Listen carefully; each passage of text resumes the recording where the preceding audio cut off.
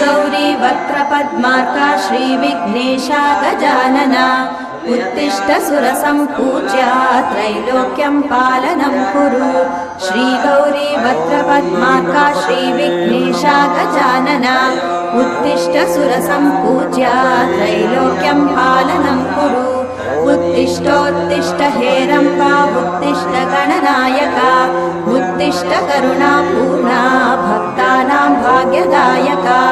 उत्तिष्ठोत्तिष्ठ हेरम्बा उत्तिष्ठ गणनायका उत्तिष्ठ करुणापूर्णा भक्तानां भाग्यदायका।